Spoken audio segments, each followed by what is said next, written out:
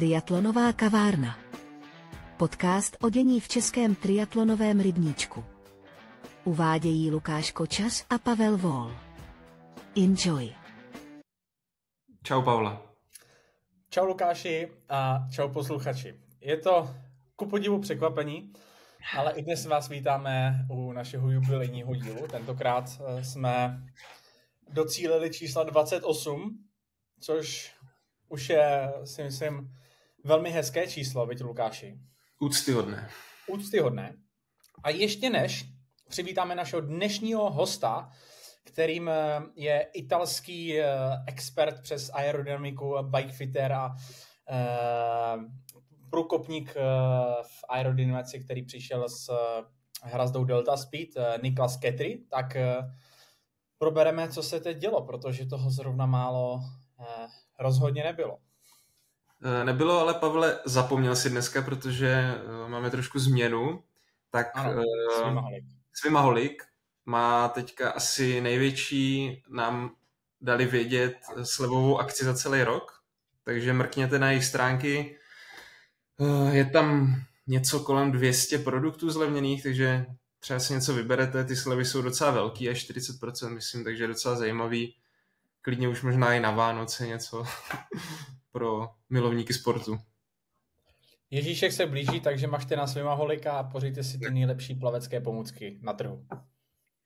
To je jedna věc. A druhá, samozřejmě ještě připomínáme, blíží se i náš kemp Triatlonové kavárny 11. října v sobotu. Už máme zhruba z poloviny naplněnou kapacitu, Pavle, je to tak? Ano. Máme z poloviny naplněnou kapacitu, to znamená, druhá polovina čeká na vás a my vás velmi rádi uvidíme a zamakáme společně na vaší technické stránce. Takže podívejte se.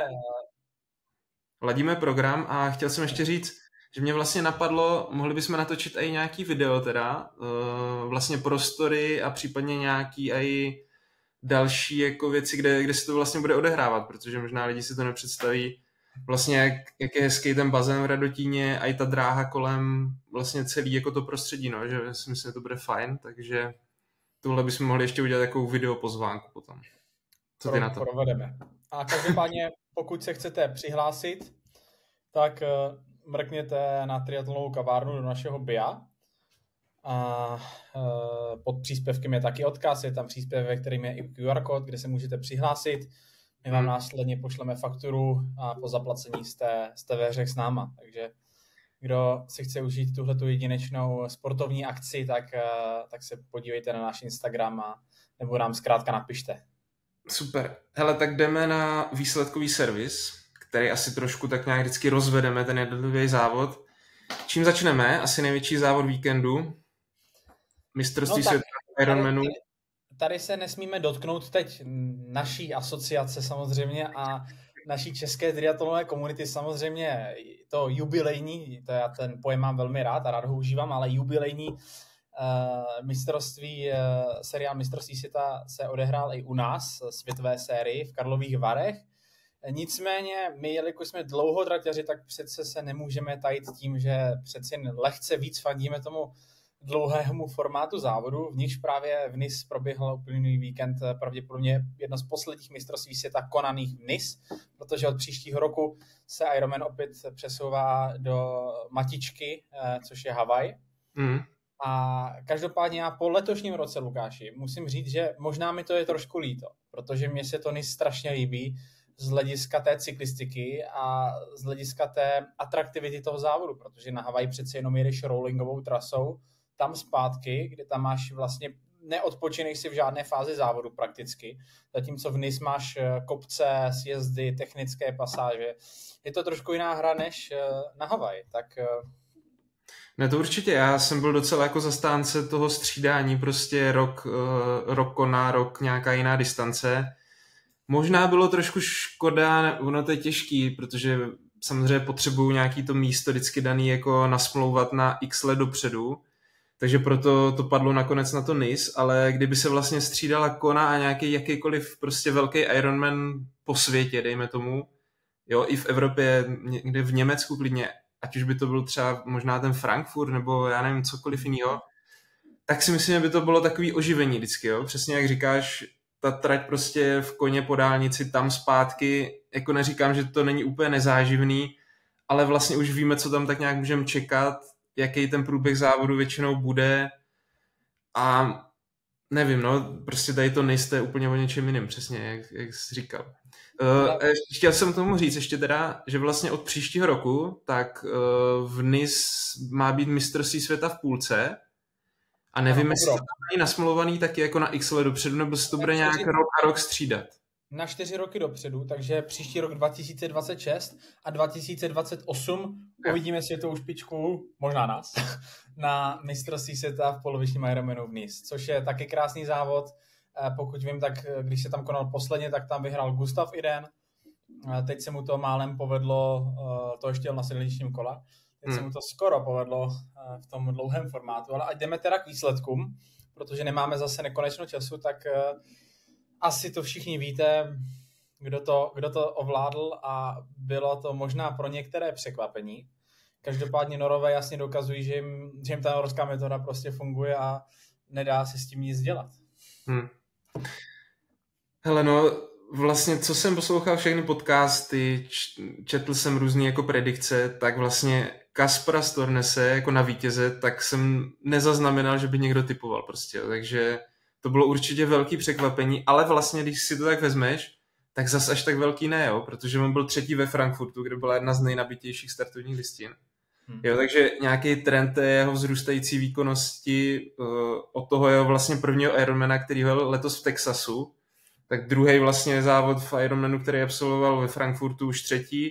a teďka potvrdil, že je prostě úplná mašina a ovládl teda Ironmana mistrovství světa v Nice. Druhý teda Gustav Iden, velkolepý návrat. Jako to bych taky vlastně na začátku sezóny asi nikdy neřekl, že on zajede prostě takovýhle výsledek. Protože za mě a i od něj to byl možná jeho jako životní výkon. Jo, taky maraton za 2:32, prostě to je neuvěřitelné. S tím souhlasím rozhodně, co se dá říct, a to si myslím, že nemůže už nikdo teď v tuhle chvíli popřít, tak Gustav Iden je zpět. Jo, to, co se vlastně doteď, to byl takový otazník, tak si myslím, že to je černé na bílém, že Gustav Iden se vrátil tam, kde vlastně předtím byl. A já si myslím, že kdyby tam předtím měl takhle výkonného Caspera Stornese, který by se neuvařil na běhu, tak by ho asi zdolali na tom běhu, protože to, co tady předvedl, tak bylo vlastně úplně neskutečné. Jenom ať se vrhneme k tomu průběhu toho závodu. No a třetí ještě jsme zapomněli teda dodat. Ano. Třetí strojice Kristian Blummenfelt, asi největší hvězda, samozřejmě olympijský vítěz, taky největší favorit. A asi takovej tahoun vlastně té skupiny. Já možná jsem jenom k tomu chtěl říct, jak jsi zmínil teďka Idena, tak on vlastně ty šance, když si to tak vezmu, svoje na vítězství, tak vlastně spálil ve vodě, jo, protože Casper vyplaval v první skupině a Gustav byl asi lehce přes 2 minuty jako ztrácel, jo, po plavání. Takže on vlastně si tohle musel dojet a potom další věc ještě si myslím, že možná zbytečně potom jel agresivně, ono to není jenom o technice, jo, v tom sjezdu závěrečným, kde vlastně dotáhl jako tu první skupinu, nebo tu první dvojici, ale že si myslím, že tam musel i docela akcelerovat a prostě tím si myslím, že se trošku vystřílel, plus zbytečně možná atakoval jako v tom druhém běžeckém okruhu, kde taky asi spál nějaký jako ty svíčky prostě, které mu potom chyběly v té závěrečné desítce. Já bych něco ještě, kdybychom teď měli, samozřejmě naši fanoušci, předpokládám, to všichni sledovali skoro, ale kdybychom měli vystihnout pár věcí, tak já, co bych řekl na prvním místě, velké překvapení závodu, to že Sam Laidlow nebyl na čele, protože dostal ve vodě křeče. Nicméně Sam Laidlow byl schopný tu ztrátu relativně velmi rychle sjet a dostal se do čela závodu.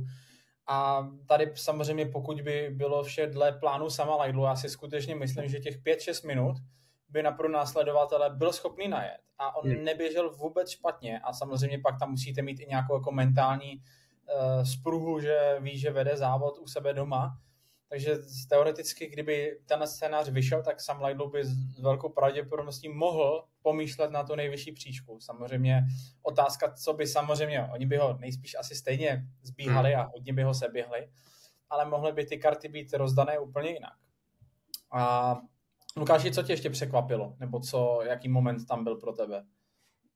Hele, vlastně jako ta vedoucí trojka, co tam byla jako na čele, že jo, Schomburg, Van Riel a jeho Afričan mladý, jak se jmenuje? Jamie Riddle. Tak to je asi docela, to bylo očekávatelný, že ten vývoj takovej bude. Plus jsem teďka poslouchal nějaký podcast a tam říkali, že ještě před závodem si tady vlastně ti nejlepší plavci udělali nějakou jako svou WhatsAppovou skupinu a vlastně to tam jako diskutovali, že, a to bylo vidět i na tom plavání, že se střídali prostě, aby to co nejvíc jako dostáli to pole startovní.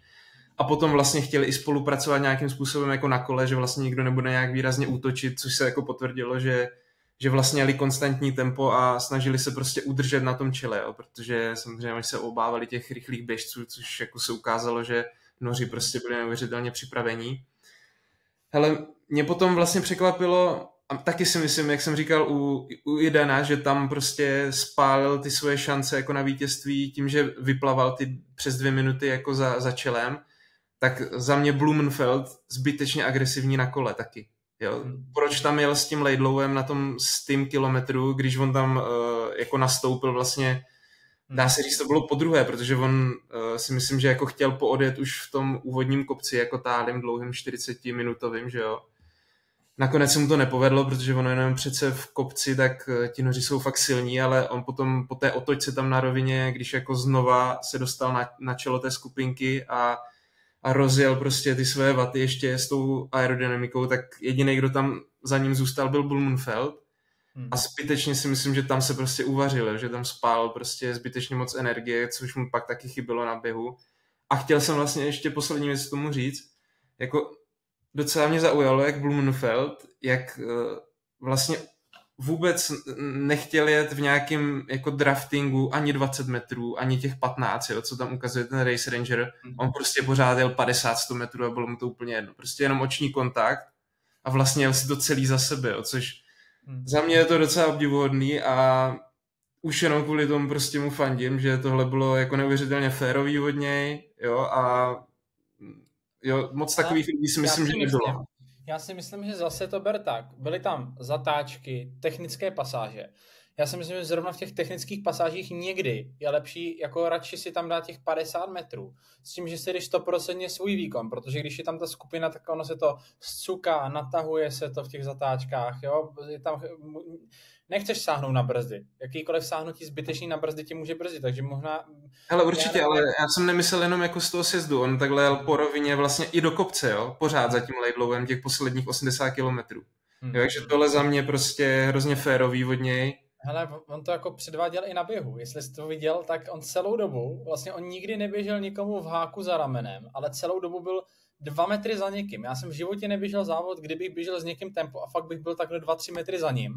Až to vypadalo jako celou dobu, že bojuje, aby tam vůbec vydržel, ale nebojoval. Já si myslím, že do toho 30. kilometru, 25. to měl jako pod kontrolou. Jo. Si to hlídal a zkrátka nějakého důvodu takhle jako si drží odstup. Ale na tom běhu to bylo asi trošku něco jiného. Ono přece jenom nechceš někomu běžet, že jo, na rameni nebo prostě si škrtat nohou, to je prostě hrozně nepříjemný. Takže tam ty 2 metry udělají přece jenom nějaký rozdíl, když takhle běžíš někomu v háku. Navíc, co na té běžecké části tak extrémně foukalo, takže vlastně ta rovinka, když vybíhali z depa, tak byla po větru, ale vždycky zpátky těch 5 kilometrů, tak jako byl docela silný vítr, takže to bylo vidět v tom prvním okruhu, jak tam běžela ta 5, že jo, a to byl klasický cyklistický jako Terezín, že jo, prostě srovnaní tam za sebou, nikdo to nechtěl moc tahat, takže to byly takový taky epický záběry prostě, no. Jo, jako bylo to moc hezký závod, máme tady ale ovšem toho vítěze, kterým nakonec byl teda Casper Stornes, který mě překvapil v 2 věcech, protože on měl pomalejší depo, ztratil tam půl minuty, přičemž ti ostatní závodníci mu utekli, jak jsem si říkal dobře, tak Casper je asi mimo, jenže on je dotáh. Ale když byl náběh do 2. okruhu, tak tam vlastně začalo to vypadat, že Gustav to zkouší jako rozervat, aby si udělal nějaký náskok, samozřejmě Kristian hned v háku za ním. Tam se vlastně začalo odervávat i Sam Laidlow, Martin van Riel, který byl taky v té skupině, a vlastně i Casper Stornes, který odpadl vlastně skoro nejdřív. A už jsem si říkal, že ten Casper jako je v háji, protože měl tam nějakých 100-150 metrů, skoro to vypadalo. Jenže ten blázen si zase doběhl zpátky A kdybych se podíval na ekonomiku pohybu a na projev všech těch závodníků tam, tak jednoznačně Casper běžel nejekonomičtěji a nejhezčí běžeckou technikou, protože kadence, co jsem si tak v hlavě počítal, 190 plus, možná 195 kroků za minutu, což je strašně vysoká kadence. A při tom běhu, pokud máte jako zatažené ty nohy, tak ta vysoká kadence prostě pomáhá šetřit ty nohy, předcházet nějakým křečem, zkrátka to tělo dostává jako ortopedický míň zabrat a on byl tu kadenci schopný držet vlastně až úplně do konce. Když se tam podíváme pak na Idena i Blummenfelta, tak když už byli zatažení, tak zpomalili celkově tou kadencí. Blummenfelt tam pak skoro možná klasicky ke konci začal křečovat teda. Ale vlastně já jsem se díval na mezičasy na Stravě Blummenfelta a tam byl moment, kdy on běžel na nějakém 22. 3. kilometru. Kilometr za 3.19 a pak 3.20. Jo. To byl ten nástup Idena a Blummenfelta. Já si myslím, že je úplná blbost v polovině trati na maratonu. Tam pálet kilometr pod 3.20 na kilometr, když nejrychlejší běžec běžel 3.33, myslím, že na kilometr, což byl Stornes. Jo. A Blummenfelt tu chvíli tam prostě běžel 3.19.20. Já si myslím, že Blummenfelt, kdyby si trošku běžel víc svoje, a trošku to tělo pošetřil, tak tady byl druhý moment, který ho nemusel stát. Třeba by nevyhrál, ale byl by třeba jistě druhý. Ne, určitě, jo. A on to říkal i Casper jako v nějakém pozávodním rozhovoru, že vlastně, když oni tam zrychlovali Iden s Blummenfeltem, tak on prostě si pořád držel to svoje tempo, který chtěl běžet, takže to znamená 3.30, jo. A vlastně se mu to vyplatilo. Ale ještě jsem k němu chtěl dodat za něj, jako od něj to byl možná jako suverénně fakt nejlepší i taktický výkon, protože on na tom kole prostě tam byl pořád nějakým způsobem schovaný v tom balíku v uvozovkách a vlastně si myslím, že tam fakt pošetřil nejvíc sil, ale je to spojený, jo, i díky nejlepšímu plavání jako z nich, tak prostě měl jako tu možnost vlastně ty síly šetřit, no, takže jako super závod. Já si myslím, že kdybys měl dát tuhle chvíli Casper na Stornce Gustava Idena nebo Kristiana Blummenfelta v tomhletom jednom závodě na papíře, tak by dopadly úplně stejně, kdyby jsme měli hrát možná na absolutní výkon, ale rozhodla pravděpodobně teda ta taktika. Jo, určitě. No jasně, to by bylo zajímavé vlastně, kdyby to byla individuální časovka, že jo, celý závod. Kdo vlastně z nich byl nejsilnější, ale to je prostě... Jo, každopádně ty výkony jako těch norů, to je fakt neuvěřitelný, jo, jakým způsobem vlastně deklasovali jako zbytek prostě z toho startovního pole a to nejsou žádný ořezávatka, že jo, to nejlepších 50 závodníků na světě. Máme tam i jako favority, kteří byli potenciální favoriti na pódium a odstoupili, třeba Magnus Ditlev, ten v polovině běhu zabalil, poté Patrik Lange asi doběh, ale myslím si, že teda hluboko za očekáváním. On teda zmiňoval, že byl v týdnu nemocnej, že měl nějakou virózu prostě, takže možná díky tomu. Magnus, jo. Takže těžko říct. Každopádně za mě ještě jedna zajímavost, co jsem slyšel, teďka jsem se na to díval a je to tak. Kolik si myslíš, že z lidí teďka z první desítky, tak bylo loni v koně do první desítky? Já ti na to řeknu odpověď 1 a byl to Patrik Lange, který loni vyhrál, teďka byl 10. nebo 9. Jo, jinak vlastně kompletní desítka, prvních 9 lidí, tak všichni jiní než vlastně loni v koně. Jo. Kde teda noři vyhořeli totálně.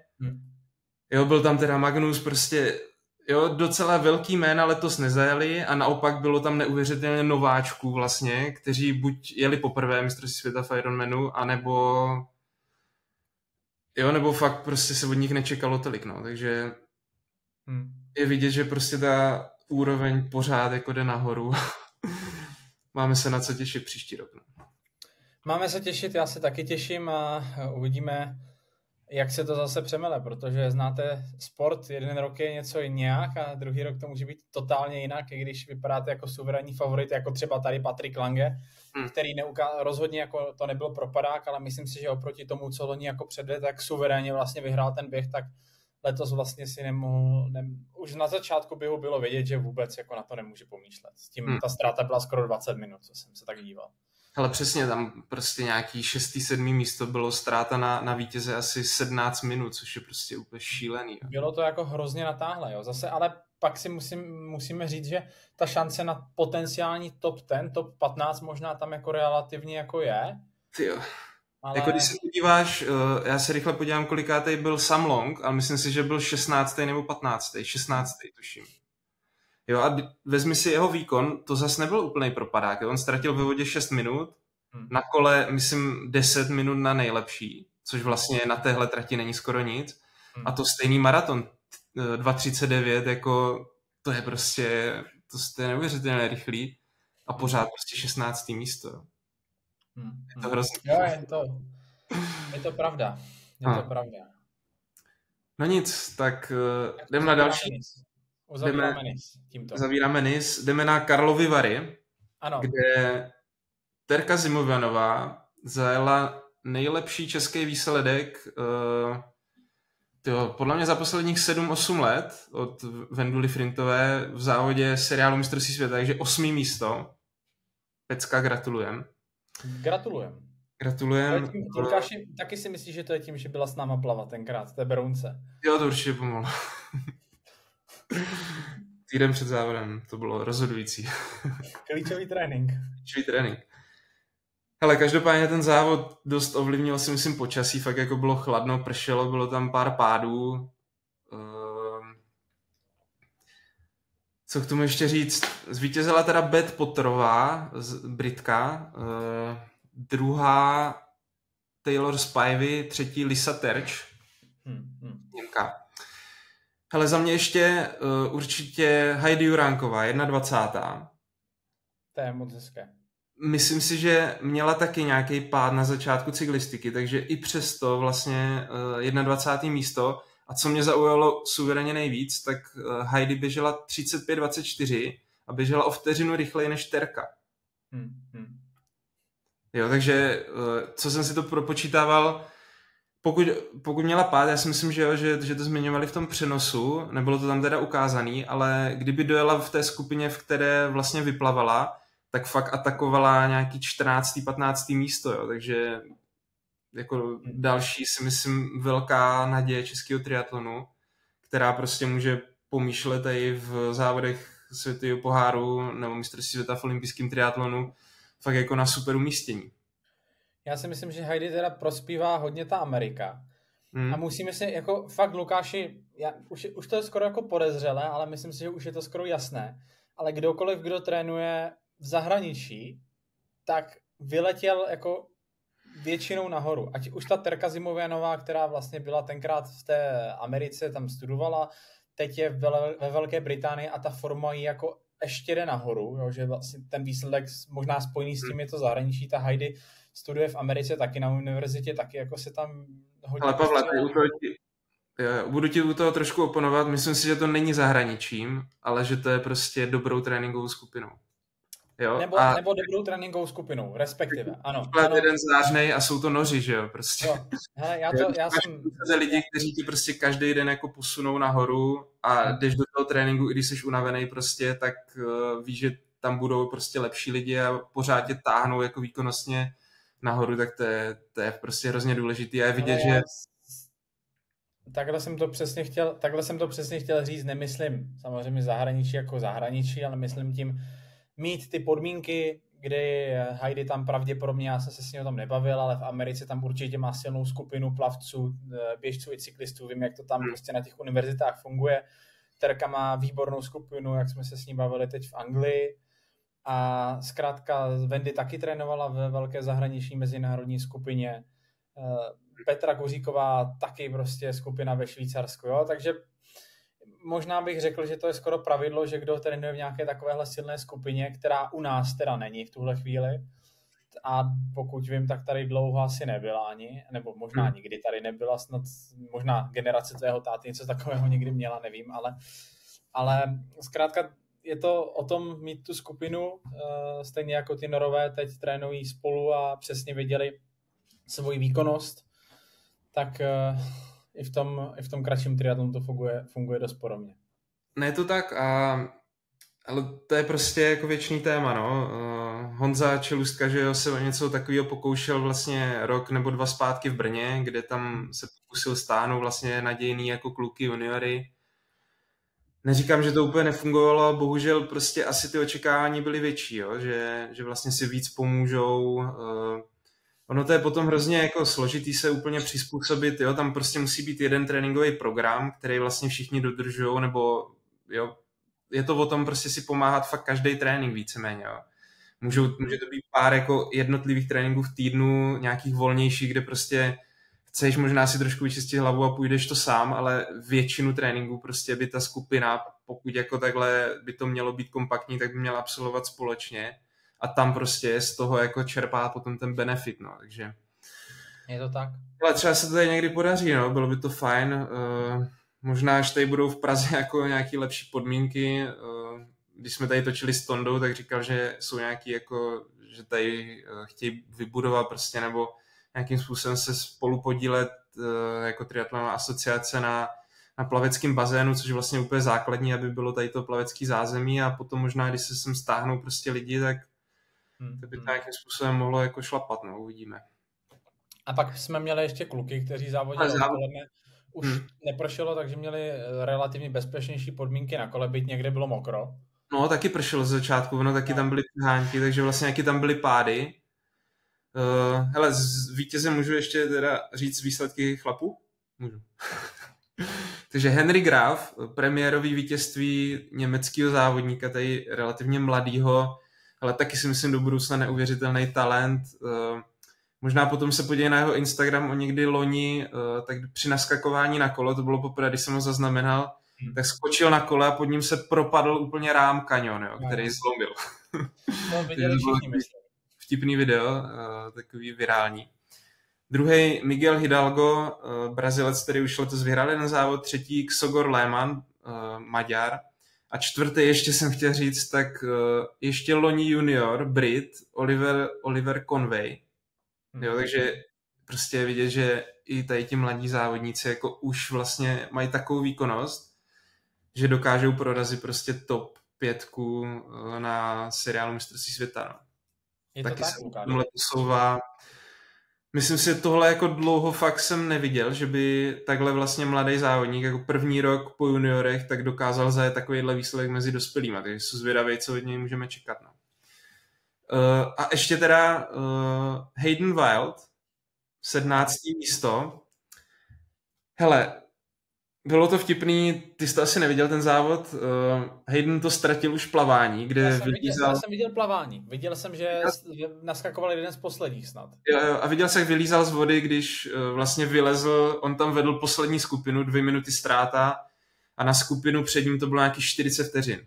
A vylízal z vody a už kroutil hlavou prostě, že vlastně prohranej závod. A když přibíhal ke svému boxu, ke kolu a odhazoval tam brejličky jako s čepičkou, tak to bylo vidět, jak byl vlastně v té chvíli jako úplně zhrzený, jo? Že vlastně v té chvíli ten závod tak nějak jako balil.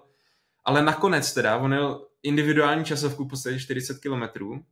Víceméně, já nevím, ztratil tady něco kolem minuty ještě další, nebo zhruba půl minutu na ten vedoucí balík, takže skoro stejný výkon jako na kole. No ale potom běžel jako nejrychlejší běh a docela suverénně, jo. Jo, o nějakých 25 vteřin, tady něco takového, 20 vteřin nejrychlejší běh.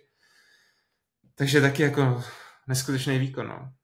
Hayden to, jako si myslím, že tu výkonnost má, nicméně hodí si zase připomenout, že letos měl ten těžký karambol na jaře. Jasně. Kdy si myslím, že právě na tom plavání se ta absence těch kilometrů a i možná pořád to není 100% funkční, ten pletenec ramení nebo i ta lopatka, s tím měl problém, tak doteď vlastně on i sám zmiňoval, že doteď jako z toho plavání má strach, radši se stavěl na kraj pole, což bylo třeba na T100, když teď vyhrál ty 2 závody a pravděpodobně i tady tomu nebylo jinak, jenže v T100 prostě je schopný na té časovce si to dojet.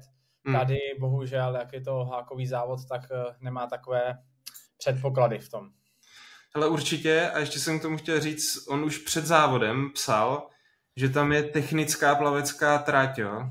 Což vlastně, jo, tam byly 2 okruhy, obeplavává se tam asi 5 bojek, takže relativně fakt jako složitý tady na tu, jednak na orientaci a vlastně každá bojka to pole jako hodně protřídí, jo? Že se z toho fakt udělá ten špalír jako plavců a není to přesně to plavání, jak jsme tady řešili, myslím, minule, kdy plave v tom T100 20 lidí, je to kompaktní prostě skupina víceméně a je tam minimum boje, kde prostě se ta skupina jako nadělí, jo. Ale stejně mně to přijde jako zajímavý, že on vlastně ztratí takovouhle jako tolik jako času tady na olympijském triatlonu a potom dokáže vyplavat prostě v tom závodě T100 víceméně 10-15 vteřin jako s těma nejlepšíma plavcema. Já si fakt myslím, že se tam asi prostě musí plavat pomalej, výrazně pomalej, než tady na těchto závodech. Ale to bychom se museli zeptat jeho, protože... Jo, asi jo. No a ještě teda naši závodníci, bohužel to úplně nedopadlo asi podle nějakých očekávání, nebo myslím si, že kluci měli prostě větší ambice. Martin Demut, první start teda za český národní tým triatlonový, tak 34. místo. Vlastně on říkali v pozávodovém rozhovoru, co jsem viděl, takže že tam odpadl prostě v jednom stoupání, že tam byl na konci té skupiny v cyklistice a potom jako si ještě protrápil běh, že už to nebylo jako nic moc a kdyby to asi nebylo na českém území, co zase je jako hezký, že už to tak vnímá, takže by možná ani nedokončil, takže vlastně jenom díky tomu, že domácí diváci ho v té české kombinéze hnali, tak dokončil závod. No a Tomáš Zikmund, vlastně náš taky host té kavárny, tak 36. místo. Hele, Tomáš tam jednu chvíli vlastně s Heidenem ve skupině, bohužel to neudělal dlouho. A vlastně ten běh taky, no. Říkal, že jako neběžel vlastně špatně, ale jako stejný běžecký čas jak Heidi Juránková, no. Takže myslím si, že to taky není úplně žádná jako extra třída. No a bohužel ještě Filip Michálek, ten taky vlastně vylízal až za Heidenem, takže velká ztráta už po plavání a jakmile tam nechytl prostě tady tu motorku Heidena, tak bohužel už pak se protrápil a nakonec závod teda nedokončil. Takže to byly Karlovy Vary a ještě teda v sobotu mistrovství Evropy v velkém triatlonu v Almere, kde jsem teda chtěl taky startovat, bohužel to nějak nedopadlo. Takže teďka z té lyžu rány doma s kolenem. Každopádně, Tomáš Řenč 11. místo.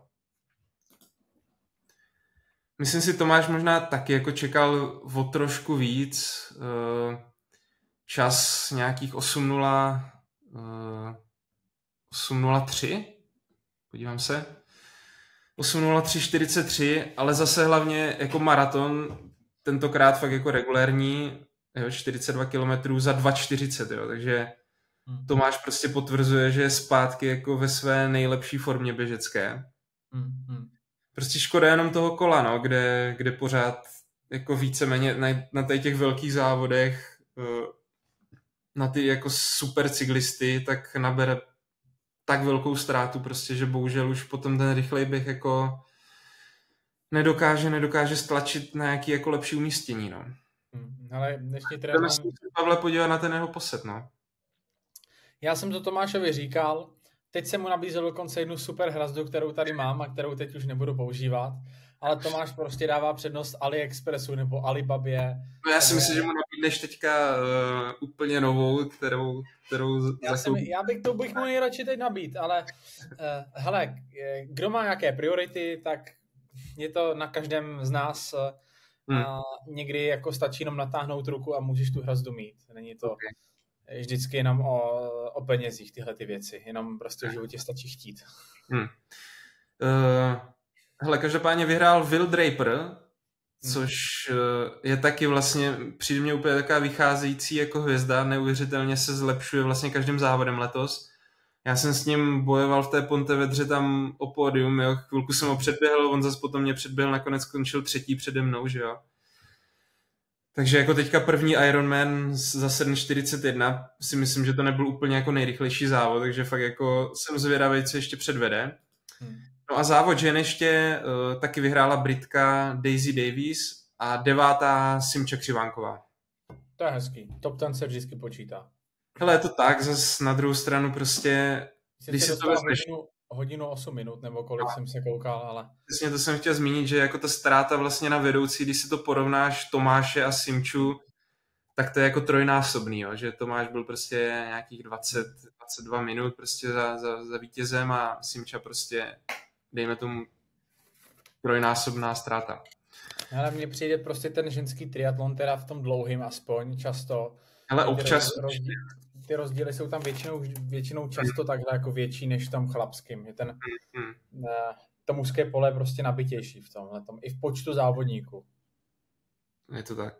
Hele, ještě poslední teda závod, ať to dokončíme, výsledkový servis, který byl o víkendu, tak vlastně mistrovství Evropy v dorostu. Jo, takže to jsou ještě 2 ročníky vlastně pod juniorama. Pod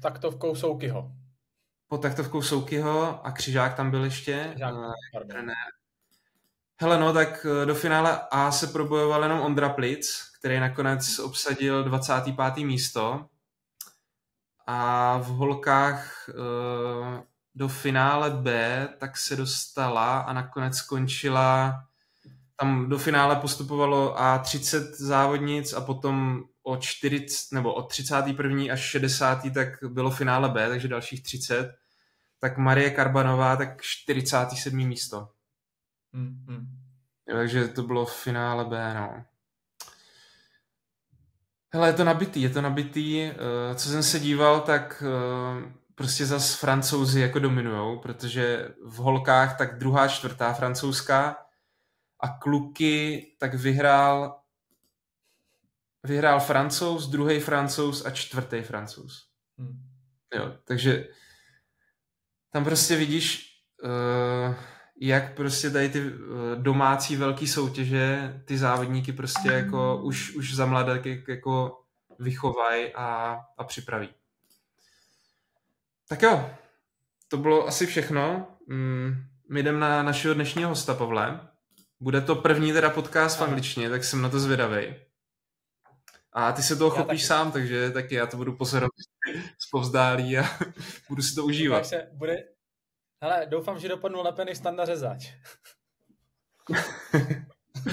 Tak jo, těšíme se na to, Pavle. Tak zatím. Jdem na to. Hi, Niklas. How are you? Hi, Pavel. All good, all good. Thanks for inviting me in this podcast. Yeah, today we have a truly exclusive guest, and it's a man responsible for the perfect bike fit comfort and watts of some of the world's best triathletes, as well hundreds of amateur triathletes joining us virtually from Italy. And it's Niklas Quetri. Niklas, welcome in our Czech podcast, Triatlonová Kavárna. Hi, Pavel. Thanks for inviting me again. And it's a really pleasure and an honor to be here with you. From what we know each other, I can feel your passion for the sport and how deep you are working on improving your performance and the guys you work with. Yeah. So thanks again for inviting me. Yes, we are almost at the same level because you're not only the bike fitter, you're also something like engineer or developer because you developed Delta Speed, the aero bars, and we will talk about it later. But you are an internationally recognized expert in biomechanics and bike fitter, and now you also founded Delta Speed. And before we dive into all that, tell us your origin story. How does the guy from a small city in northeast of Italy called Udine end up with world champion triathletes like Leo Berger and others? Yeah, it's quite strange because as you mentioned, I was born in northeast Italy, and in that area, soccer is really more popular than cycling. But I always have been fascinated from cycling since I was a boy. And after my graduation, I started to study sports science at the university because there was a university there that has this course. And I didn't know what I was going to do at the beginning, but then all the biomechanics stuff really fascinated me. And so after the 3 years, I spent another 3 years to specializing in movement analysis. It was like Nordic skiing, running, swimming, and cycling, obviously. And then at the end of the university, I started with the bike fits with other guys, and then we split. And during time, everyone got his own road. And so I started with bike fitting in 2009. At that time, we started with Ritu. We did a lot of education to specify, to get some certification on bike fix, because at the university you learn about anatomy, physiology, and this kind of stuff. But then you have to understand how to apply that to the bike and to the rider. So I was lucky because I was passionate about bikes, so I was already able to work on the bikes, turn the screws and all the other stuff. Yeah. And at the beginning there was no education on that. You just had to practice, and there was no there was not all the stuff on bikes, on components that we have now. So we started to work and to test things. And then from there, we were quite lucky because we were not so much people doing the bike fit at that time. So we started to work with some athletes, and then, athletes speak to each other. And then we started to have even more high level athletes, and road and triathlon and mountain bike. Then when we split, another colleague, he is doing more on the mountain bike now, and so I'm more on road and triathlon. Everyone does both, but let's see. Yeah. Everyone is. Yeah, and what about bike fitting in Italy? How many bike fitters is in Italy actually? I think too much. Yeah. I speak frequently with fitters from other countries, and everyone has more or less the same problem, because there is no it's not a specific certification that say you can do the bike fit and you can't do. Everyone can do the bike fit. So I'm not saying that no one is able to, but people needs to get aware from of who to trust. What I see is that everyone that maybe is an ex-pro or is passionate about cycling, he says, I can do the bike fit. So when we started, we are really low in number. Now we are, I think there are 5 bike fitters in just 20 kilometers from me. And the thing to me is that it's difficult from the let's say the novices to understand what is a good bike fit and what not. So I think that it's a bit too much now. So it looks like the bike fitting, the job of bike fitters is more popular in Italy than actually in Czech Republic. And also the cycling, I think it's still more popular in Italy because not only the weather and because of the people there, but it's getting better also here. And if you'll talk about bike fittings, what are 3 main pillars you are always trying to balance when you have some clients at the fitting session? Yeah, since when I started, I think that the main pillars are the comfort, the power, and the aerodynamics at the end, in this importance, in this order. I would start always with comfort, because with comfort I mean that the position is sustainable and effective for the time you need to go with the performance, with the race. If you need to do a TT for 20 minutes, the comfort is different than when you have to do a Tour de France, and then when you have to do an Ironman, it's totally different. But still, you have to sustain the position for the time needed. Then in that position, you have to be able to push the power you need. If you can't push your watts, it's not necessary to be that aerodynamic. And then at the end, you have to be to have a sustainable and powerful position, and then you can think about aerodynamics. This point is really important to me because I have a lot of let's say high-level professional athletes, not the top, is the guy that are really not at the top, but already almost there. They maybe go to the wind tunnel and they say, okay, I'm really aerodynamic, but I can't stay in this position for more than 5 minutes. So that there's no point in that. And this is what I always look for, and even for the amateurs. Yeah. So another question is really close to this topic.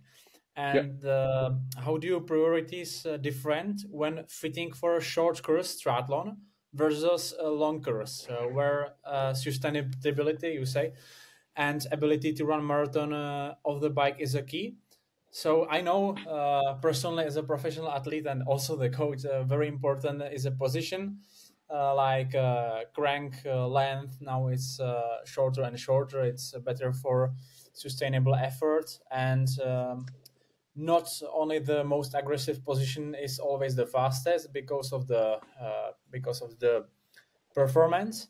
So what's your option? What do you think about this? I agree with you totally. There's a difference between, I don't know, you mean with short course, you mean like Olympic distance or 70.3? Okay. Olympic and sprint. Yeah. Okay. So the bike is different, first of all. So now in the last years, it changed a lot because you can't use the small extensions. And now you also have to be into the UCI limits. So it's way different. The main difference from the long course is that you don't have the bars to rest on. And you have to stay on the limits as for saddle, tilt, saddle, foreft. So the difficult thing is that you need to get to a powerful, aerodynamic, and comfortable position without going over this limit. So what I do with the guys working, running, racing in WTS is we try to find a good balance between the race and the training, because in the race, especially for example for Leo, that he is a really strong biker, he needs to have a position that allows him to go in the breakaway. So the position that he can sustain for 40 kilometers in the race, maybe if it's an easy course, you don't have to drive the bike that much. So it's really more aggressive than what you need in training to do like 4 hours with the climbs or with the torque training. So we try to balance that, and we do this using custom handlebars, and we worked a lot with him on the crank length, as you mentioned. With the girls is maybe a bit different because I usually say that girls are more intelligent than men, so they take less risks in the bike. So you need to also be careful with handling and drivability of the bike. And the main difference also is that the transition is really shorter. The time in transition is really shorter in the short course, and they run at a really fast pace. So they also have to train that, but they have no time to get used to the race, to the run movement. So that's another good point. And this is why we try to create a movement that it can't resemble the run, but we want to have it the closer as possible. And for that, you can use cleat position, shoe brands, whatever, and the cranks. And we play a lot with the stem length and tilt. And for the long course, the position has to be sustainable for 180 kilometers, and it depends on the kind of athlete you have. Maybe someone is stronger on the bike, someone is stronger on the run. So you need to work on that and find where there is some room to improve. With a strong runner, we don't want usually a very extreme position on the bike, but we look for good aerodynamics, knowing that he can push a lot of watts.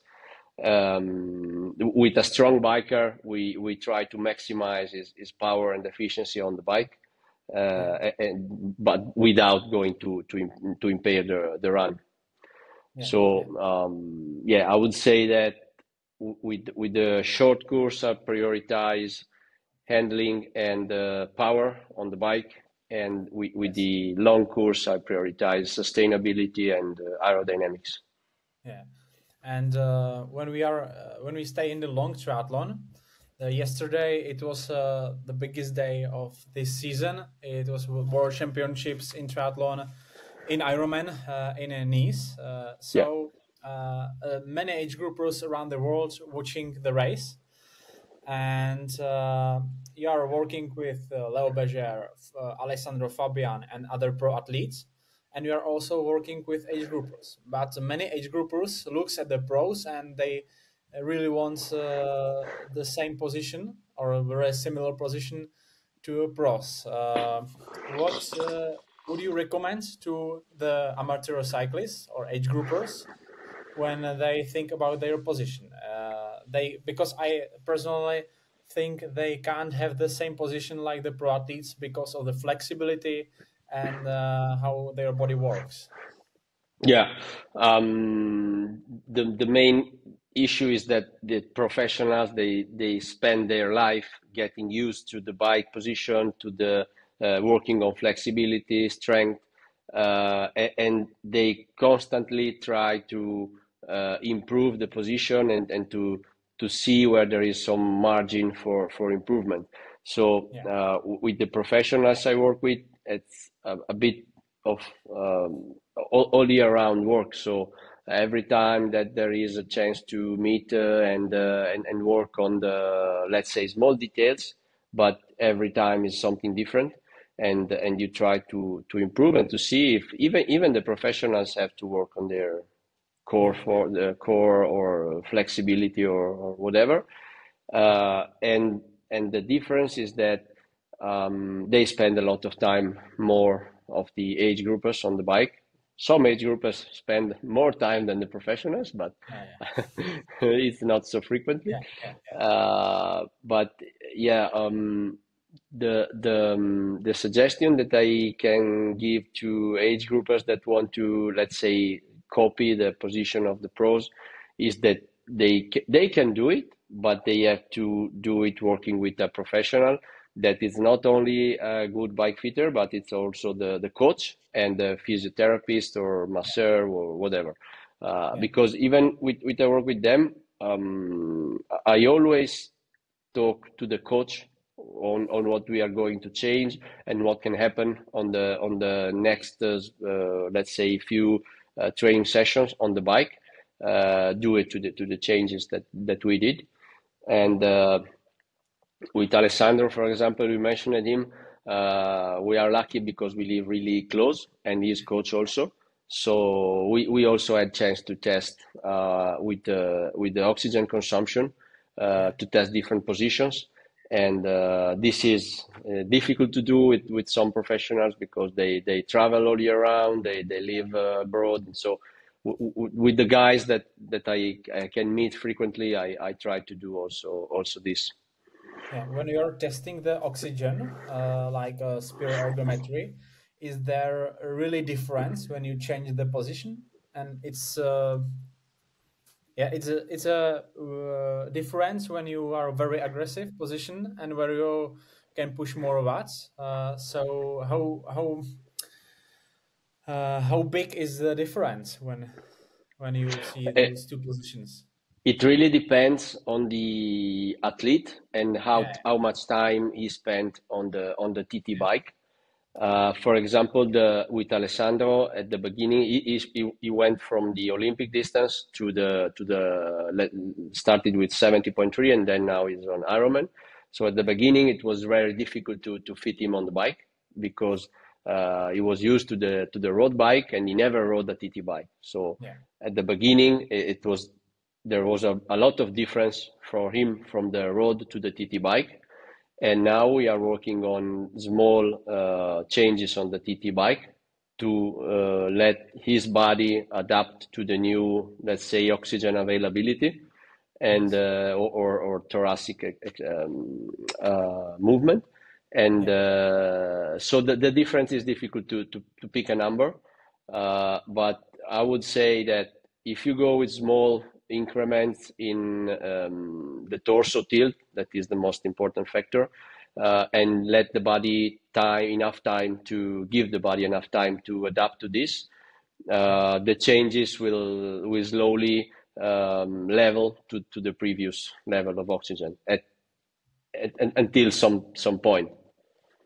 Now I spend a lot of time on the TT bike during the winter for about me on the trainer, and I'm pretty adapted to that. So I have not a big difference from road to TT bike VO2 max.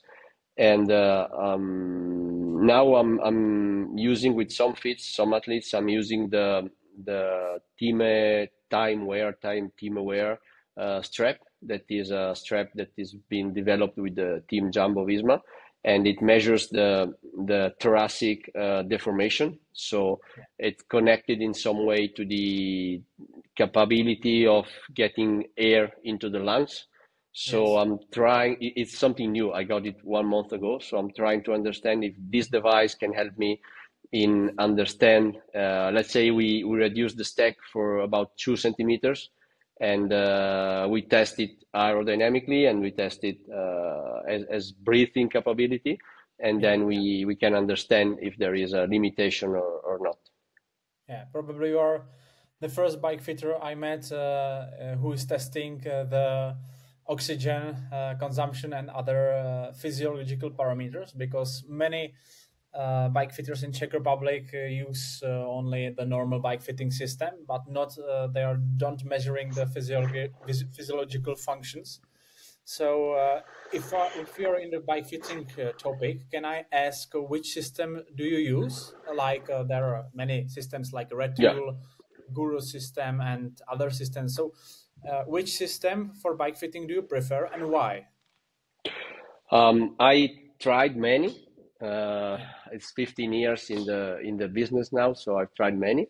But the first I started with is Ritu, and still using it. The pros are that it has active LEDs, so the LED is actually sending a signal to the cameras, and you avoid all the reflection and false positive problems. It is plug and play, so you plug it in and you go, and it's you can measure if you measure the same athlete in the same condition, it gives you the same numbers. The cons are maybe it's not cheap. You need to have a rotating platform to measure the both sides. But again, you can get used to that. It's not a big issue. What I think is missing, it's a number that tells you how much the hip are rotating. That is something you can see with your eyes, but you need a lot of expertise. But I also use another system that is called Velometric. Is a pressure mapping on the saddle. And it gives you, it's useful when you have to look for to prevent problems that can happen at long term, and to check stability on the saddle. Then I use, it's not so frequently that I use the Liomo system. Is a accelerometers that you put on the body, and they tell you. It's not a proper bike fitting instrument. It's just something that I use to check sustainability of the position over time. So I can put the sensors on the guy and he can ride for 5 hours on the road, and I can see how his body reacts to fatigue, to tilt of the road and power. So it's not a bike fitting tool, but it's useful to check the movement. And then I'm using also another system that is called Velogic Fit. It's let's say it's not markerless. It has some markers that are reflective and with high speed cameras. The really nice thing about that is that you put just some pieces of kinesio tape, like tape, on the rider, so it doesn't interact with the movement. While, for example, with Retool, you have a small battery, or with other systems, you have pins on the, not pins, just some Velcros on the body. And with this system, it's just something that the rider doesn't feel. It is really sensitive to light conditions, so you have to be really careful when you use it. But it's worth the try. Yeah, it sounds you are really professional. Yeah, I have done some tests in the past. Yeah, and also the wind tunnel. So we'll talk about it later. But now, another question: do you consider the triathlon community, or rather professional triathletes, to be trendsetters in cycling? Because after all, many cycling trends originated in triathlon, and thus triathlon often sets the direction in cycling and equipment use. So do you think triathletes are the people who are trendsetters? You have to be really careful with that, because if a cyclist is listening to us, he will say that it's the opposite. But so you never know who started. Because in triathlon there are no rules. In cycling, the cycling there's UCI, so you have only rules you can do. But in triathlon, the possibilities never ends, probably. Yeah. Apart from that is completely true. I think that triathletes are more open-minded than cyclists. It's difficult to find a cyclist that is capable to say, okay, let's try that. If it's not working, we go back to the other setup and we try something new. With triathlon, it's really easy to work on that. You mentioned short cranks before. There are some studies in biomechanics that are dated back to 2001. And they already say that short cranks are better. And in cycling, you see short cranks in the last 2 years, because everyone knows that today using the short cranks, so everyone wants the short cranks. In triathlon, I know, because with some athletes I worked with, we are using short cranks since I think 2015. So and it was not that hard to let them try this change, and it was already with professionals. So I think that the mind is the biggest difference in that, and for sure something that we try in triathlon then gets let's say normal in cycling, with staying into the rules. But I think that triathlon has a bit more. So we are covered the fundamentals, and now we are moving to the next level, and it's aerodynamics, one of the most important thing in cycling and triathlon. So I expect the term marginal gains, and that's every pros now use the BTA holder and special holders behind the saddle. Last years they had some hydration system on the chest. Now it's forbidden. It's restricted. So Could you break down what it really means in cycling, the marginal gains, and where you typically find these small advantages? Yeah. In this case, we need to really separate age groupers from professional. The main issue, the main advantage that age groupers can have is to spend 180 kilometers on the bars. Because if you spend 30 minutes total on the base bar, you lose every kind of aerodynamic advantage that you maybe have gained in the other 4 hours and 30 minutes, let's say.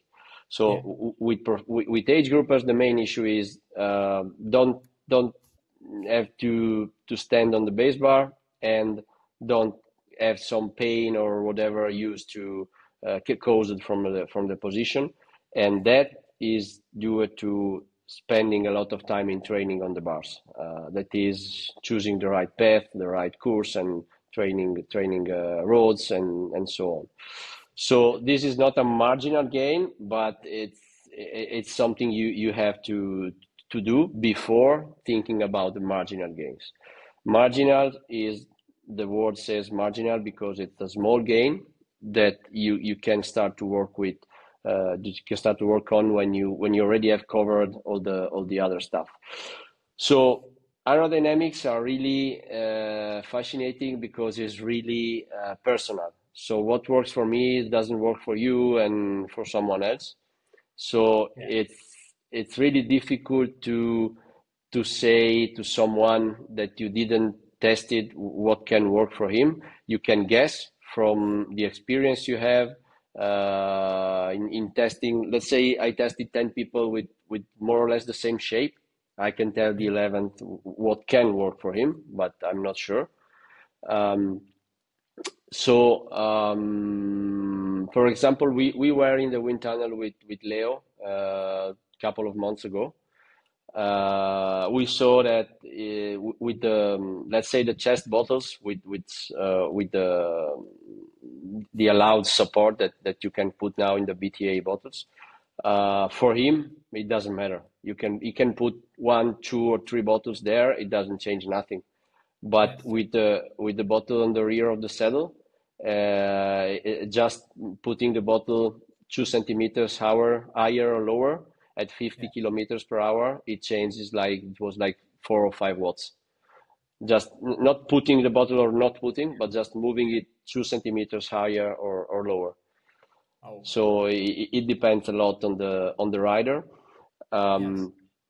What I see is that the one of the main gains with the BTA now is that you remove bottles from the frame and you leave the frame free to work as a frame.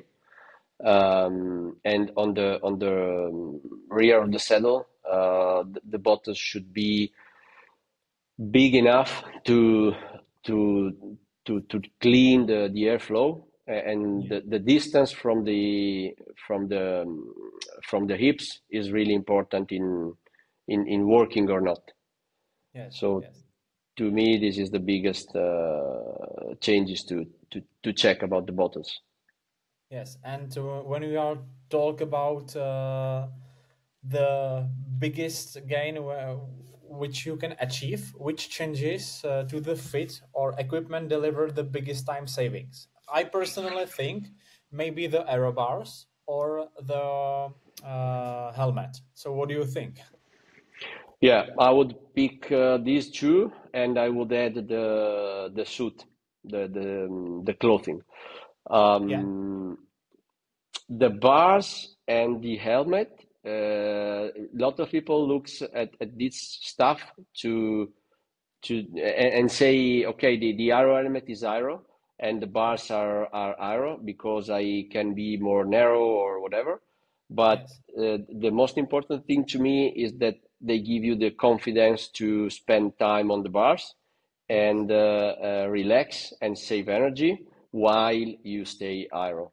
To me, it doesn't matter if you are 1 centimeter higher or lower on the stack, but if you can spend 5 hours there pushing watts is really without contracting your body and breathing, is really important. And on the helmet, yeah, I agree that in some races the temperature is really high, so you need to take care also of that.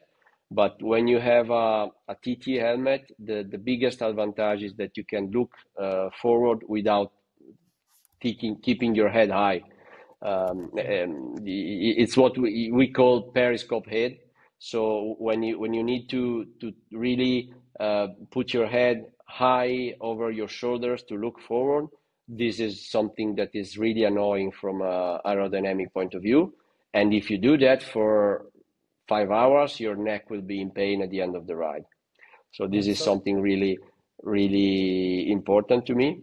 And also the suit, because there is a lot of surface that the air is hitting on the suit. So how the air behaves on the suit and how the air is sucking the rider back is really important. And you can do a lot on the suit. There is a lot of stuff. Yes, Niklas. So when we talk about those gains, and many of hobby athletes and amateurs listening our podcasts thinking about to buy some new toys for triathlon. So when we have got here disc wheel, when you have got a new suit, the new helmet or new aero bars, what's the first of those things he should probably buy, and which makes the most of aero gains here? As usually the answer is it depends. So I will try to break it down. If you don't have, if you have the classic, let's say round handlebars, aero bars, switching to a more aero shaped or closed aero bars is better. And if you can, you don't need to have your hands that high, because with the bigger bars, if you have your hands too high, it creates a sort of screen for the wind, and it's not that good. Then if you are riding a road helmet with sunglasses, then aero helmet is the biggest gain you can have for sure. Then you mentioned the disc wheel. I would say that disc wheel is something that is really strange, because a lot of people say if you don't go fast enough, you don't need a disc wheel. But I spoke with recently, just before the TT climb for the Tour de France. I know a team tested a disc wheel at 17 kilometers per hour, and they found that it gives you 6 watts respect an 80 a high profile wheel. So it's true that the more you go faster, the faster you go, the bigger the same advantage it is, because of the formula of the power needed to sustain some speed. But to me, if you have something that can make you go from 20 to 21 kilometers per hour at the same effort, is fine. With the disc wheel, the issue is that you have to be used to the disc, you have to be used to speeding up the disc. So it's more a matter of experience and power to drive and to ride the wheel. It's not about the aerodynamics. If I have to look only at the aerodynamics, the wheel, the disc is something good, but it's, to me, is more important the helmet in this case. And then the suit is difficult to say, because usually the suits are developed on a professional athlete. That the company develops the suit on an athlete that is going, let's say, at 50 kilometers per hour. So probably that suit works at 50 kilometers per hour. If you're like me, are an amateur, and you go at, let's say, 37, 38, maybe it's not working at the same way. But you don't know how the companies develop the suit, so you just pick the the most good looking one. Yes. So another question is the eternal debate, and this is also for me a personal thing, and is the high hands position versus a flat forearm position, because there is a specific aerobar tilt angle that is generally generally fastest, because I personally can't find the fastest position. Also, my friend Lukáš Kočar here from the podcast. So what do you think fit the best probably for me? And I've got the delta speed now, and I've got 18 and 22 degrees shims. So which one do you think now would be better? So you said the correct word. You said which position is the fastest, and not the most aerodynamic, because it's a completely different thing. I didn't saw your position, maybe just a couple of quick pictures on Instagram, but for what I can see, I think that your position should be between 15 and 18 degrees, but you maybe need to try to make your reach longer, because this is something that works a lot. So it helps you breathe better, and it helps you to be more, let's say, streamlined. And at this point, the tilt should be a little bit less than, let's say, 20s maybe is more comfortable. But with a good streamlined position, it's between 15 and 18, we see that it works really good with the delta speed. And the other thing is that if you keep your hands too high, it's difficult to see what's happening in the front, and so you will be with your head in the air. So usually for people that is less flexible, the over 20 degrees tilt, it works, because they already cannot bend or cannot be hiding their head in between the arms or in between the shoulders. So they will be already not that much aerodynamic, but at this point they need to be comfortable. For the athletes, I think that between, let's say, 15 and 18 is the best solution. Yeah. So probably the only thing is the fastest is wind tunnel testing, and I know you are testing with some athletes also in the wind tunnel. So can you say us how the process looks like when you're testing with some athletes in the wind tunnel? Yeah. The wind tunnel is for sure the reference when you think about aerodynamics, because everything is so controlled, and it's there that you can find the marginal gains. I also test in the velodrome with some softwares, but it's really, really difficult to see really small details. In the wind tunnel, you have the same everything, and you can change just one thing at a time. So we usually draw a test, let's say, schedule, and then we throw everything away at the second test, because you see something that you never think about that, and then you go into that direction. But usually we think at what we want to test at the beginning of the session. Let's say, for example, with Leo, we spend, I think, 3 hours working on just pieces of the bike. So I think we spent the first hour and a half working on the tilt of the bars. He just had the bike, I think, 1 month before the test. So he just get used to the bike, and then we tested. And then we spent another hour working on the bottles. With Alessandro, the last time we went there, I think we only worked on the suit. We were there with his company of the suits, and then we started with some prototypes. And so usually you try to get 10 or 15 tests of what you want to test. And there are two different ways to test, in my opinion. You can say, okay, we want to test 10 suits, and you just go first suit, you go 0 yaw degrees, 10 and 15, let's say, and then you go with the second and same again. At the end, you know, you just changed the suit, and you know which one is the faster. On the other side, you can start and say, okay, let's put 2 bottles and see if it's faster than 1 bottle.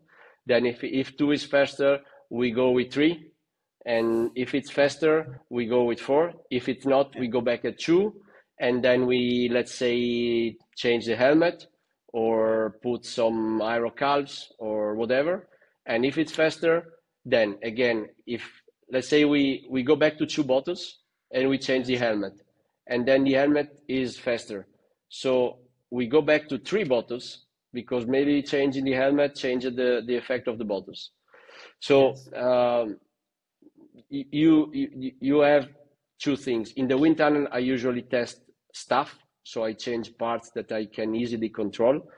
Then if I see that there is let's say a process in improving the aerodynamics, I like to test also in the velodrome, because the rider can feel the driving of the bike, and then you can find another process of improvement. So usually what I say is that when you go out of from an aero test, you get more questions than answers. But then you know what is working for this athlete in this kind of situation. So also with I since last year I'm working with the Cofidis team, and the thing that we try to do is to test continuously during the year, because you have new materials, new stuff. The riders can be more flexible, or they can spend more time on the bike. The bike manufacturer creates more parts. So aero testing is beautiful because you still learn in time. Yes. So when you're visiting the wind tunnel, so the first thing is to make a bike fitting session, like a normal bike fitting, and then you're testing only the suits, helmets, and other things, or some angle of the aero bars and other things. Yeah, we usually do the bike fit before. I've been in the wind tunnel also I've been requested to go in the wind tunnel with some amateurs, but for the amateurs, I think that 80% you can do in the studio if you had some experience in aerodynamics. But yeah, with the professionals, we usually do more than 1 session before the tunnel, because in the sessions we try to figure out what we can change in the tunnel, and we do it in the studio, because in the studio it costs less than spending time in the tunnel. So you want to be really concrete you want to be really fast in the tunnel. You don't want to spend time there. So we try different solutions in the studio, and we already know maybe this kind of seat height doesn't work, this kind of let's say difference between saddle and elbows, it doesn't work. This kind of tilt doesn't work. So we don't test that in the tunnel. Usually we go in the tunnel maybe with 2 or 3 positions we want to test. For positions, I mean bike fit setups, because it takes time to change the bike fit in the tunnel. So it's something that we don't want to change in the tunnel. Maybe in the velodrome is easier. Yes. Because the cost is lower. Yeah. So Niklas, we know you are a master of bike fitting and testing, and also the developing. Thanks. So this is the story about. Can you tell us the story behind the Delta Speed aero bars? Because you make your own product. I will show for some YouTube viewers how does it look like, but probably they should visit the website or text us. So this is the Delta Speed. I think the aero bars looks absolutely perfect. And for me as an athlete, there is the best ratio, price, and aerodynamics on the market probably, because it looks much better than other aero bars like Drag to Zero, Aero Coach, maybe other products on the market. So what is the story behind the Delta Speed? Yeah, And thanks for how your does it look words. like the developing, and how long takes the developing of those amazing products? It took a lot of time. We started with Lorenzo. We started to think about that more than 1 year ago, and actually we started thinking about elbow pads and poles. But then we thought that maybe it's something that is already on the market, and that's already a lot of stuff. And also we are based in Europe, so every nice part comes from outside the EU. So the customs are a big part of the cost that someone has to sustain to get that parts. So we started to think about designing a totally new product. And Lorenzo has a 3D printer. So we started to print. I have a couple of boxes here full of prototypes. And from that. Your website mentions over 300 prototypes. Is it correct? Yeah, I think they're more or less all in my house now, and I broke something testing on the trainers, but more or less I have everything here,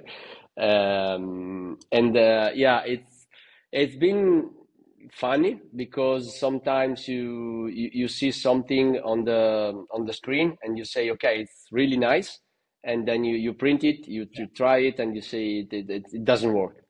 So we started to think about something that could be really comfortable and that can help the aerodynamics. So the shape of the bars came from the idea that the skin is not that aerodynamic. So we wanted to cover the skin and to have the rider have more sustainable let's say weight on the bars, and the sides of the bars also help the riders to drive the bike, because something else that happens with the bars is that the people feels that they cannot drive the bike so safely like the road bike. So we wanted to give this more sense of controlling the bike. And then from there we started to think, okay, but what is the biggest problem that lot of producers they have, that you have to buy the bars, you have to buy the BTA support, the Garmin support, and everything. So we tried to find something that was capable of delivering everything with one product. And we designed that support of the BTA, and then 1 month later the WTS they released that rule of the 25 centimeters, and then we are pretty lucky because we are for 1 centimeter we are in the limits. So that has been really good, and then from there we started to test some different pads, and we are working now with a company to improve this side, because when you don't have the air flow, you get hot really soon, and we are trying to find a pad that is that cools when you pour water on it, that is different from the ultra cool tech. They have another technology. They're really improving on this side, but they're not the company. So we are really happy with the development we did. We are not stopping the development, and we are looking for feedbacks from professional athletes like you. And we had 2 professionals in Nice this weekend. So we are still working with some with a lot of guys that we are waiting for the feedbacks, and we always encourage to have feedbacks and to see where we can improve. Yeah. And can I ask, when we check the surface of the Delta Speed aero bars, there are some visible edges, like here. It's because for the aerodynamic reason.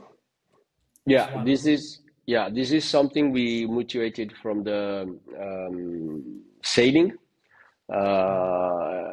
It's called redance, and it's something that helps the airflow on the surface. Yeah.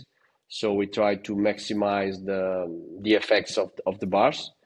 And again, if you tilt too much the bars, it's something that is not working that good. But we taught the bars to be performant, to help the performance at a high level. So if you get to the position that it's a nice tilt, it works even better. So yeah, it's something we did for aerodynamics, and we try to make it also look good. Yeah, and the last question for Delta Speed is why you choose typical 2 aero bars, but not the, maybe now in this age, the more and more popular mono aero bars, which is from the one part, because many of the athletes they afraid of the hole between the arms. So what do you think about it?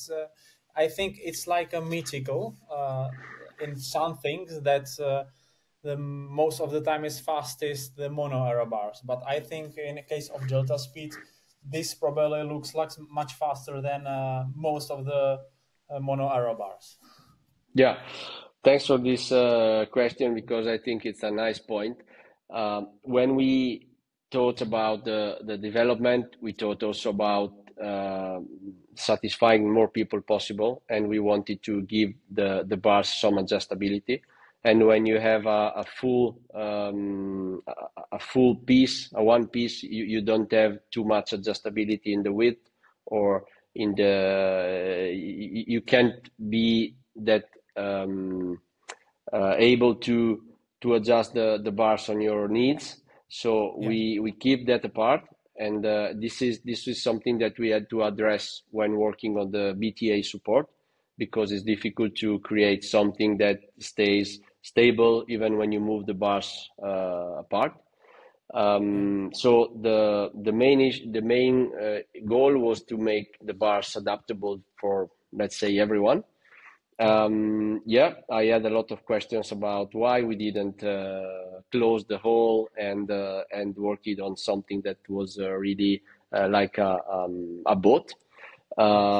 This is because we tested some, and of course maybe our test going that way, and if you test in a different situation is different. But from what we saw in the wind tunnel, it's not that. It has not that big impact on the aerodynamics, and it having some air coming in with the bottles is fine, because you don't lose too much, and also it helps you to cool a bit because you have some air coming in, and it doesn't have a bad impact on aerodynamics. So we decided to go with that. The goal we have with the sides of the bars is also to direct the airflow away from the body. So with this in mind, we thought that it was better like that. Maybe it can be an evolution, but we are not working on that in this moment. Okay. And so we are almost in the finish, and we have got few questions and practical types for our listeners. So the first one, if someone don't want to visit a personal bike fitter, are there any basic at-home checks that someone can do and check if their feet is in the right position on the bike? Something who can some changes which can a person check at home? Yeah. On triathlon bikes, for let's say for long distance, I would check a couple of things. The first for sure is the tilt of the saddle.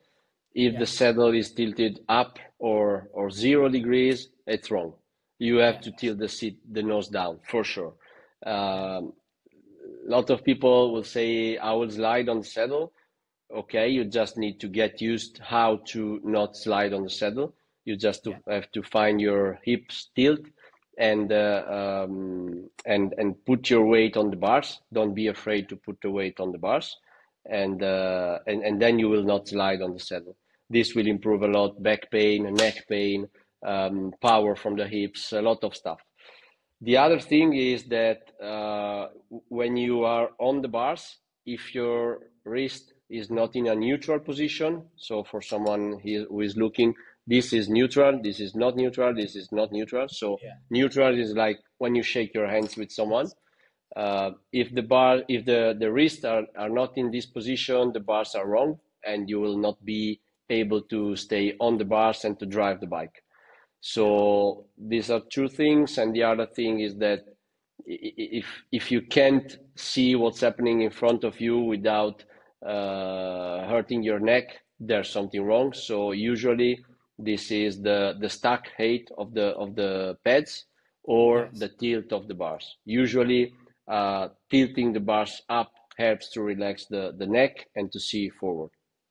Yeah, and as you said before, the tilt of the saddle, I personally change the tilts a lot of times, and now I've got 6 to 7 degrees on my tilt down on my TT bike, and on the road bike around 4 to 5 degrees. So what do you think about the tilt of the saddle? Because many of amateur riders sees the Tadej Pogačar, and he changed his position last 2 years, and he starts to tilting the saddle nose down, the same position or very similar position to like Chris Froome before when we saw him at Tour de France. Is for me it's the most comfortable position on the saddle when I have got tilted on especially on the TT bike. So do you think it's the correct position also for some age groupers, but only or the pro athletes, because there is risk of some knee injury and other problems, I think. Yeah, I think that it's correct for everyone. From the pros to the age groupers or to the amateurs, whatever. What changes is the grade of the tilt. Maybe an athlete like Tadej or Remco, they can sustain a more aggressive tilt because they ride for a job, and so they are able and they know they need to have some more weight on the hands to be stronger and to push more. If I am an amateur that I ride, let's say 1 hour during the week, and I want to do my Sunday ride of 4 or 5 hours, I don't want to have some pain on my hands or numbness, or I want to feel comfortable on the bike. So a bit of tilt, it depends on the saddle. It's really suggested because that helps to put less pressure on your perineal area. So prevents to go in hips retroversion, so to save the perineum, and that brings back pain and neck pain again. So what I can recommend is it depends on the saddle, but at least 2 or 3 degrees of tilt are really recommended for me, and to have a good feeling from that, you want to try to tilt your hips forward and search for the saddle with your seat bones. You want to let's say create like a point of contact between the saddle and the seat bones. When you feel that, you know your hips are with some tilt, and your back probably will thank you. Yes, it's great.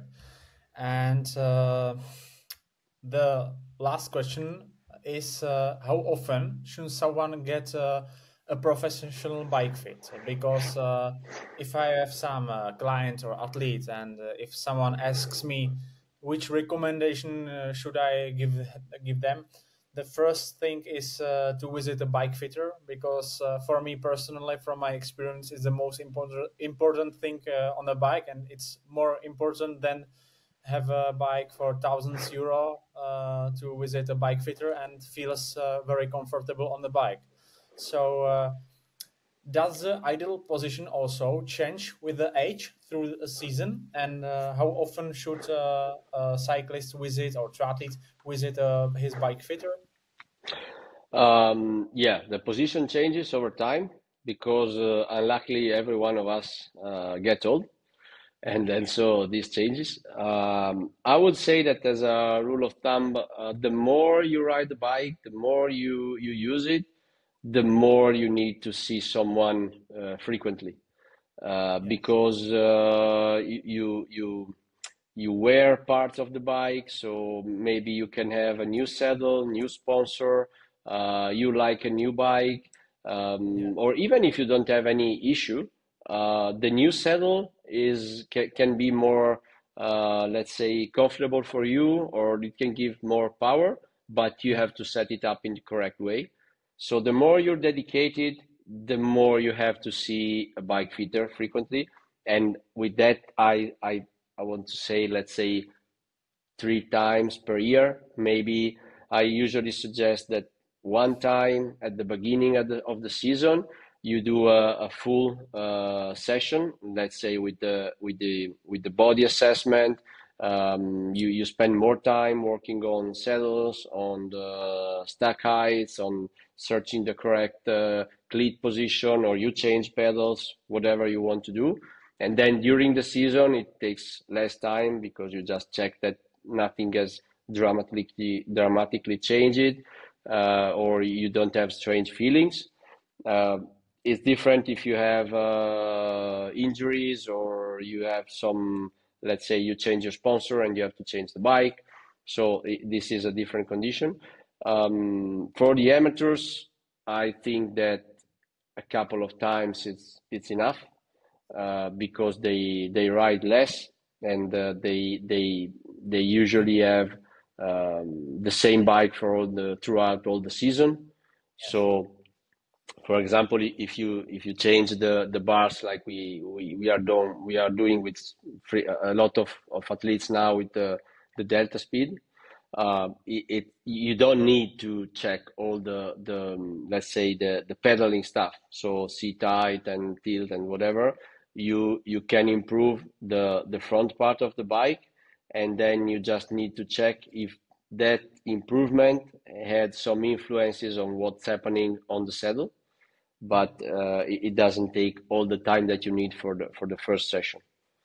So I would say around 3 times for a professional and maybe 2 times for an amateur.